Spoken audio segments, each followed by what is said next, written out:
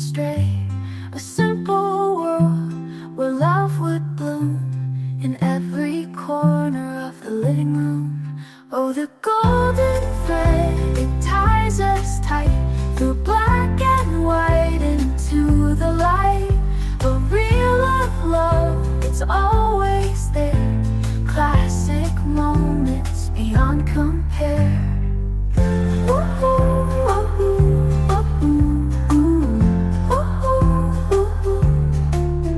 Welcome back to The Golden Thread. The Golden Thread is brought to you by the Classic TV Preservation Society, founded by Herbie J. Pilato.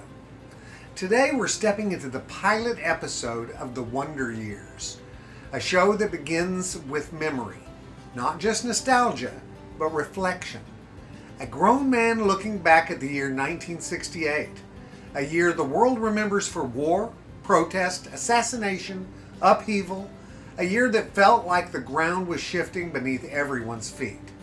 But for Kevin Arnold, 1968 wasn't defined by geopolitics. It was defined by junior high. That's the brilliance of this episode.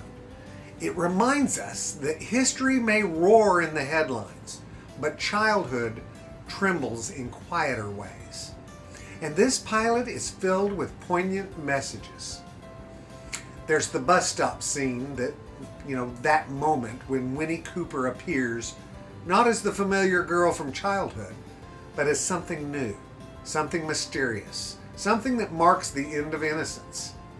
There's the tension at the dinner table, a father worn down by responsibility, a daughter pushing boundaries, a mother quietly absorbing the emotional impact from all sides. There's the looming anxiety of growing up, lockers, bullies, social hierarchies, the fear of not belonging. It's layered, it's tender, and it's honest. But when we look for the golden thread, when we look specifically for love and compassion, we find it not in the grand moments. We find it in something smaller. Paul can't breathe. In the middle of summer bravado and football in the street, Paul Pfeiffer begins to wheeze. The laughter slows, the energy shifts. He's struggling, and Kevin doesn't hesitate. He walks him home. There's no dramatic declaration of loyalty, no swelling soundtrack, no voiceover telling us we're witnessing something important. And yet, we are. Because compassion, at its truest, rarely announces itself. Kevin doesn't weigh his options. He doesn't calculate social cost. He doesn't tease Paul for weakness. He responds, "My friend needs help." That's it. And in that moment, we see something profoundly human. This is compassion before self-consciousness, before boys are taught to hide tenderness, before vulnerability becomes embarrassing, before pride teaches us to look away. There's something almost sacred about childhood compassion because it's unfiltered. It hasn't yet been hardened by ego or expectation. It's instinctive. Kevin helps Paul because he loves him, and we don't often use that word for boyhood friendship, but it's accurate. It is love. Not romantic, not sentimental, but protective, loyal, and present. That's the golden thread. Now, what makes this even more powerful is the context of the episode.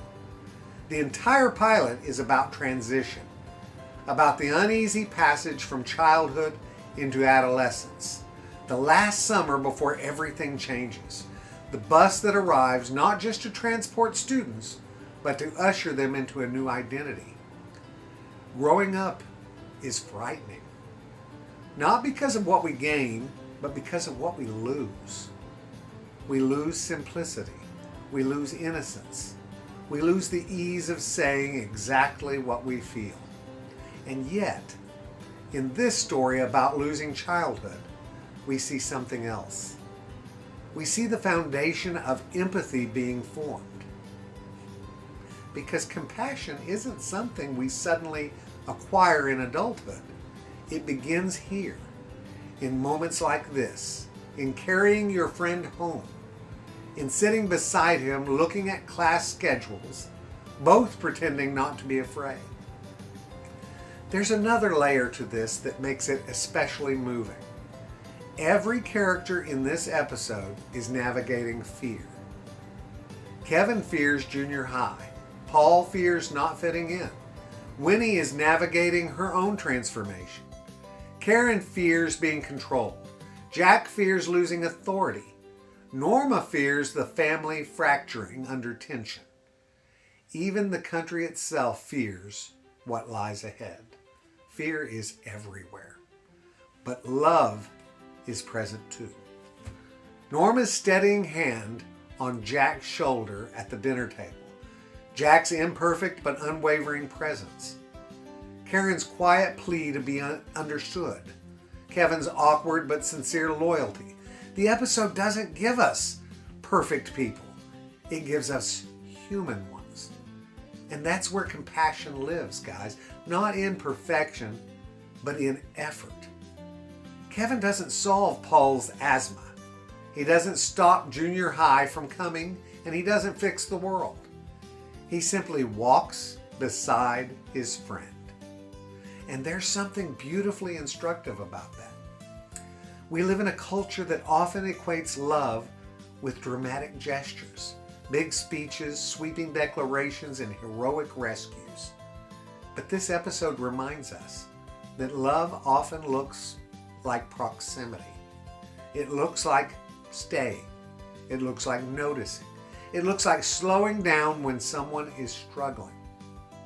When Paul wheezes, Kevin doesn't mock him. He doesn't distance himself to avoid embarrassment, and he doesn't pretend not to see. He stays. And maybe that's one of the quiet lessons that this pilot leaves us with. Compassion is often the choice not to move away. As adulthood approaches in this story, we can almost feel the walls beginning to form. The self-awareness, the insecurities, the performative toughness that adolescence brings. The bus ride feels like an initiation into a world where emotions are guarded. But before that bus fully claims them, we see something pure. Friendship without armor. And that's worth holding on to. Because as adults looking back, much like the narrator does, we realize that those small moments were the real foundation. Not the grades, not the social status, and not the milestones, but the times we showed up for each other. The golden thread in this pilot isn't nostalgia for the past. It's a reminder of what we were capable of before fear taught us to protect ourselves from tenderness. Kevin didn't know he was demonstrating love. He just acted. And perhaps that's the invitation this episode quietly extends to us. To rediscover that instinct. To notice when someone is struggling. To walk beside them. To resist the urge to distance ourselves when vulnerability appears. The world in 1968 was uncertain. The world today often feels the same. But compassion still begins the same way. One person noticing another person's need and choosing to stay. That's the golden thread, guys. Until next time, keep watching closely, because even in the quietest childhood moments, there is always a thread of love woven through it, waiting to be seen. Take care, guys, and we'll see you next weekend, okay? Later, Gators. Bye.